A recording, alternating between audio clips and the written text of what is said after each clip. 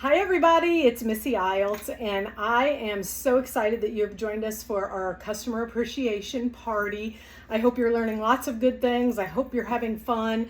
Hope you're learning about the products. I get the opportunity to tell you about one of the workhorses of the kitchen, and that is our Deluxe cooking blender. And I want to tell you straight up front, probably one of the things I hear the most when people are considering the Deluxe cooking blender is this question. Well, how much do you use it? And as we go through and we talk about this, I want you to think about one thing, and that is how much do you currently use a blender in your home right now? Because it's not probably one of those things you pull out and you use on a daily basis, but when it's a tool that you need, you're certainly glad you have it. This one is a workhorse. It does a lot more than a typical blender, so I think you're going to bring it out and use it for far more than you would a regular blender, especially once you start using it and you start discovering all of the great things that it can do. So let's kind of take a little tour around. First of all, it's called the Deluxe cooking blender for a reason, and that is because it absolutely does cook. It actually has a heating element inside. It heats up to 220 degrees. So you can actually cook things right inside of this blender. So when you take a look at this, get a hold of this, it has 8 pre-programmed functions on here. I like to call them the dummy functions. So with the turn of this knob, this is how you toggle through all of these functions. And let me just go quickly through them. We have a smoothie function, a grind function, alternative milk, soup function, heated puree function, jam function, sauce function, and yes, heated wash. It washes itself. It has like a built-in little dishwasher, which is the best, because what's the worst about a blender than cleaning it and getting down in between all those blades? So this baby actually washes itself, and I'll show you that a little bit later. So it has those 8 pre-programmed settings, and then you have a custom setting where you can customize how long you want it to run and at what speed. And the nice part is how long you want it to run, so you can set it, walk away, and then it shuts itself off. Unlike a normal blender, when you turn it on, you can't really walk away because you have to come back and shut it off. This one shuts itself off, which is really great. The vessel is a 6-cup capacity for hot ingredients, but a 7-cup capacity for cold ingredients. It comes with lots of little accessories. It comes with this thing, which my granddaughter likes to use as microphone, but it's called the tamper. I'm going to show you what that's used for today. It comes with our dual-sided cleaning brush, and that's just so you can get down and you can scrub the bottom and clean between those blades a little bit. It comes with a boil-over guard, and that's really good for those of you who live at high altitudes. Mine's put away somewhere. I just didn't go drag it out. And then it comes with this straining bag, and this is really important for those of you who might want to make alternative milk, because you're going to need to strain the bits of the almonds, the rice, the cashews, the oats out of it, and that's what this straining bag is for. Or when I make homemade apple cider, this is what I pour everything into, and I strain the apple cider out of it, and what's left inside is the goop of apple, and you can make apple fruit leather with it. You could do all kinds of things. Mix it into your baked goods. You could do all kinds of things with that. This has a 3-year guarantee, so everything has a 3-year guarantee, which is awesome as well. So a couple of things that I like doing in it. One of my very favorite things in the world is Panera Bread's autumn squash soup. And there is a butternut squash soup recipe. I shared it earlier today, my absolute favorite. It's a little different, just one tiny bit different than what you're going to find online, because I add a teaspoon of curry powder to it. So you'll see that in the recipe that I put online, but you literally add all the chunky vegetables in, set it on soup, walk away. In 30 minutes, you have soup. So that's your soup setting. It's going to cook everything right in here, and you saw it in that video earlier. It's a time-lapse video.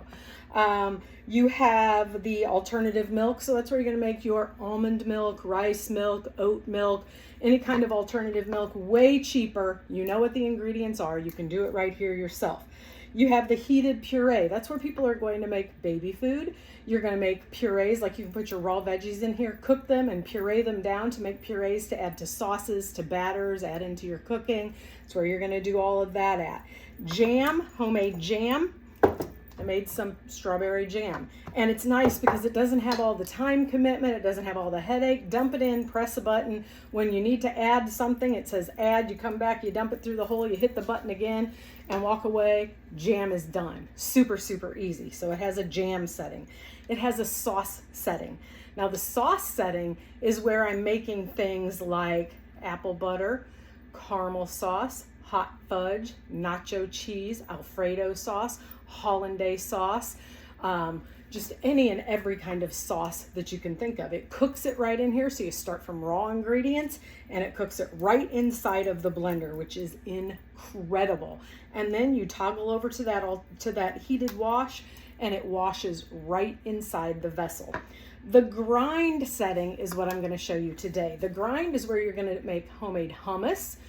You can grind your own flour for your cooking. So if you need a special kind of flour, one day I needed rice flour. I didn't have rice flour. So I took rice, I ground it down, and I made rice flour. One day I needed powdered sugar. I didn't have any. I dumped in regular sugar, hit the grind for just a few seconds, pulse, pulse, pulse, and I had powdered sugar. So I could do that.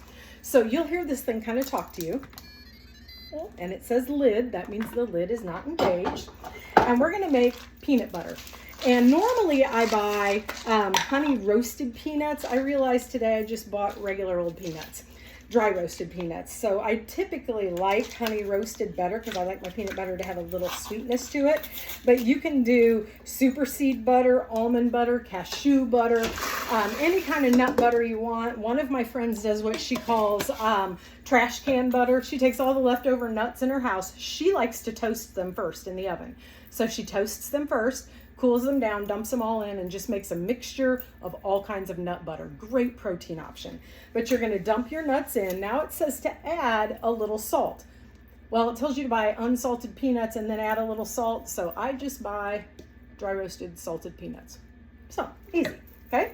So then this little guy is going to go on. It's going to get kind of loud. This is where you're going to use your tamper because it's going to be thick and it's going to move those nuts to the outside. And we have to get into this hole and kind of keep everything moving toward the blade.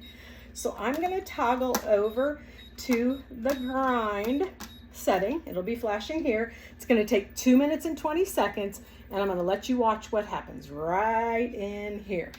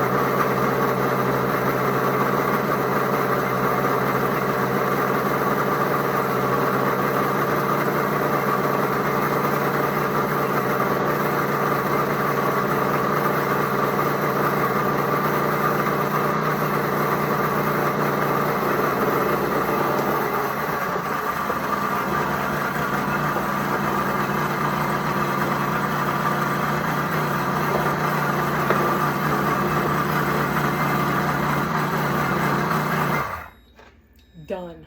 2 minutes and 20 seconds, fresh peanut butter. You know what's in there. It's fresh, it's delicious. One of my friends recently had a dinner party, and what she did is she bought the jars like this, but the short ones, and she filled one with homemade jam that she did in here. She filled the other one with homemade peanut butter. She stacked them on top in a clear little cellophane bag, tied them with a little ribbon, and she gave homemade peanut butter and jam to her guests as a gift for coming to her dinner party. And look at that. I'll hold it up close so you all can see it. Now, what if you wanted chunky peanut butter? Hold some of those peanuts back, and the last few seconds, I would say 30 seconds at the most, add those in, and then you'll have some chunks of peanuts left as well. I'm using our long skinny scraper, which is perfect for getting down here in the blender, scraping out all the leftover bits and yumminess. Let's just scrape around here and see, it's just nice and long. So it's great for jars, things like that as well. Get down in jars, get down in bottles, but we want to get as much out of here as we can.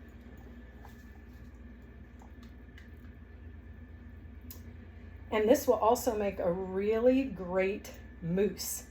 So you can add in here a cup and leave it just like this. Cup of heavy whipping cream, 2 tablespoons of chocolate instant pudding. Put it back on there and just pulse until it's thick. It literally takes 20 seconds and you will have a chocolate peanut butter mousse that is delicious, and you can fill little brownie cups with it. You could spread it on the top of a brownie. You could eat it right from here, and it uses up all of that extra peanut butter that you just cannot get out of here. So that is then your peanut butter. And then to clean this is what you do. I usually take a rag and I wipe the lid out because the lid doesn't clean that well, but the lid goes in your dishwasher. Then you're going to take 3 cups of water. It does not have to be hot. I boiled mine first before you guys came, and I put it in our insulated serving bowl to keep it hot because this will go quicker. Because what it's going to do is it's going to heat this water up to 140 degrees, and you're going to put 1, 2, maybe more, 3 drops of dish soap. No more than 3 or you're going to have a disaster. Then I am going to toggle over to heated wash. It says it's going to heat to 140. Push the button to start. It's already at 131, so it gives a little zhuzh, zhuzh, zhuzh, and then it continues to heat. As soon as this heats up to 140, which it's there, it's going to run.